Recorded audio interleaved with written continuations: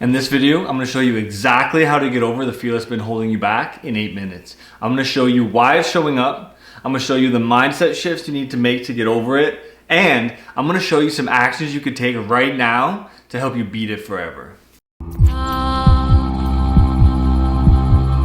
For those of you who don't know, my name's Evan. I've coached hundreds of people in all sorts of places, from running crews in the wilderness of Canada to in the gym to clinics to meditation centers. And now I'm here to help you break through your limiting beliefs and get your mind right so you can live the life that you really want to live. And there's something I've noticed amongst everyone I've worked with, no matter who they are, no matter hot shit they are, no matter how hot shit their daddy is, there's something that everyone struggles with.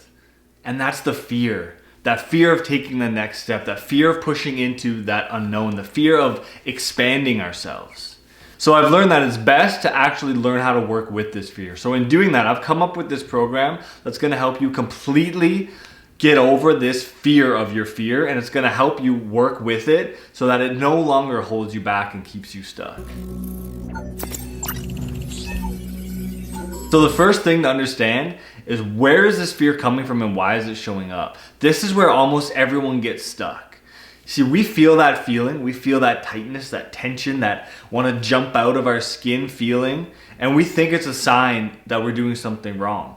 We take that and we interpret it as, oh shit, this must mean I'm walking down the wrong path here. This must mean I shouldn't go down that alley. This must mean that I'm doing something wrong in my life here, or else I shouldn't be feeling this. I should stay away from doing that. And this is where we all go wrong. Feeling that fear doesn't mean we're doing something wrong. Feeling our fear is a sign from our subconscious.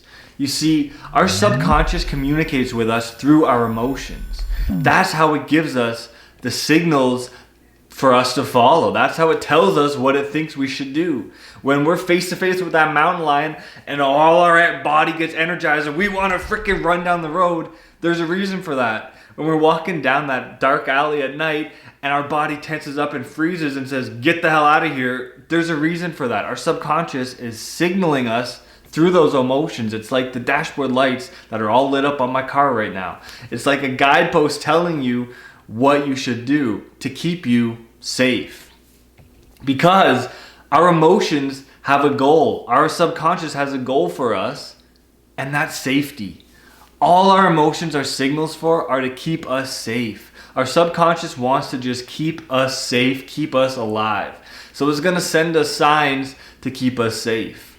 So when we're faced with that unknown thing, when we're faced with taking that next step, pushing ourselves in that way, we're gonna feel that fear show up because our subconscious doesn't know if that's safe or not.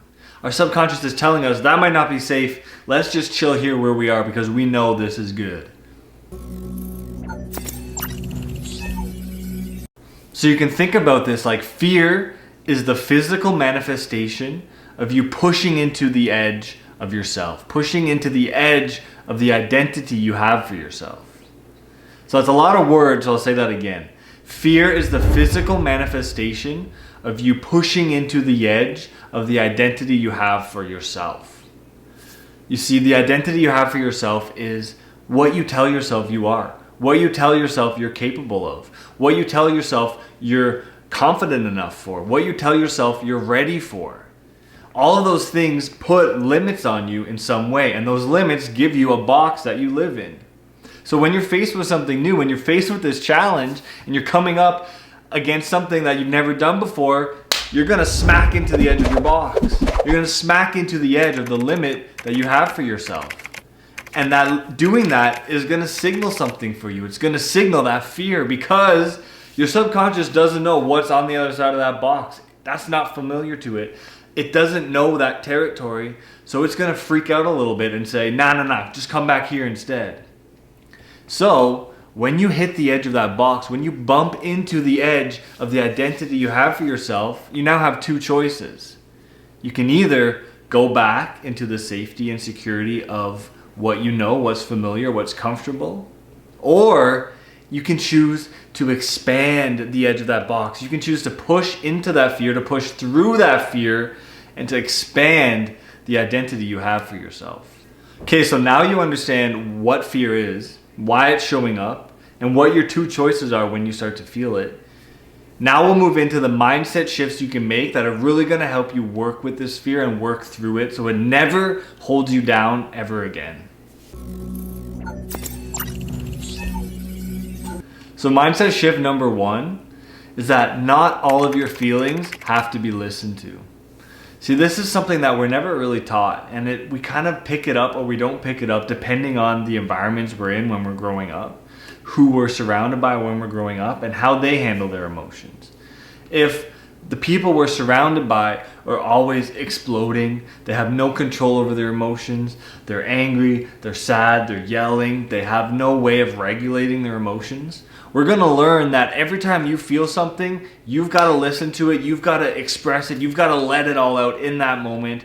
That emotion has full control over you and how you act. But this isn't true. We can learn and we can practice feeling an emotion, seeing it come up, seeing what it is, seeing how it feels inside of us, and then deciding if listening to that emotion is going to take us where we want to go or not. We can decide to feel that emotion, embody it fully, not hide from it, not suppress it, but feel it, and then choose to act anyways. This is the biggest mindset shift you can make in your whole life. Once you understand this, once you grasp this, and then start to put it into practice, this will change every aspect of your life. Your emotions and your thoughts are not your highest authority. They're not this thing that you have to listen to. You are your highest authority. You get to decide. You have the power and the responsibility of the choice to decide if you want to listen to them or not. Mindset shift number 2 to make is that fear will never not come. It's so easy to get caught in the waiting trap, waiting for the day we feel a little more ready, waiting for us to feel a little bit more prepared or more confident, waiting for the day that the fear doesn't show up as strong. Well, here's the thing. That day ain't coming. I know because I've spent years of my life waiting for that day to come. Wasting time, procrastinating, just pushing things off, waiting for me to feel a little more ready, to feel a little bit more confident, to feel a day when that fear isn't so overpowering. That day is not coming. Fear will always be there, no matter how successful you are, no matter how prepared you are.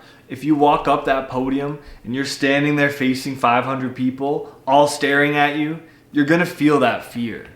So instead of waiting for that day to come, where the fear doesn't show up, we need to learn how to work with the fear. We need to learn how to feel the fear and do it anyway. We need to learn how to feel how that fear shows up in ourselves and then still take the action we want to take that's going to get us where we need to go. Okay, so now that we know why this fear is coming up and where it's coming from, and we've got some mindset shifts that we can make to help us get over it, we can move into some actions that we can take right now to help us beat this forever. So action number 1 you can start to take is to build your emotional capacity to handle these tough emotions. Build your capacity to be able to tolerate the sensations that come with these uncomfortable emotions. It's so easy for us to feel overwhelmed when these emotions start to rise up, when they start to wash over us, for us to just want to shut down or run away. But as we build our tolerance to handle these emotions, to feel that fear rise up inside of us and not have it completely take over our mind or completely take over everything we're doing, that is one of the most powerful things you can do for yourself starting right now. There's a few ways you can start to build this capacity. One is through gentle exposure therapy. So slowly exposing yourself to the thing that gives you that fear in very small, calculated doses. So if you're afraid of talking to people, meeting new people, social anxiety, you could start by just asking one person a day you see on the street what time it is. Go up to one person, ask them what time it is, walk away. After a couple days, you could go to 2 people. After that, you could start a small conversation with someone behind you in line. Small, gradual exposure to this fear is going to get you accustomed to feeling those sensations, and it's going to teach your nervous system that it's okay, that it's safe to feel these feelings, and nothing bad is going to happen. You can feel that fear. It can overwhelm you. It can wash over your whole body, and you can feel it, and then you're still safe. It's going to slowly desensitize you to these emotions so they don't have that intense grasp that they once did. The second way you can build this is through regulating your nervous system. If your nervous system is redlined already, if you're already maxed out at what you can emotionally handle, the smallest little thing, the smallest spill of milk, the smallest forgetting something at the store can cause an explosion. And you've probably seen this before. I've seen this 100 times before in my life.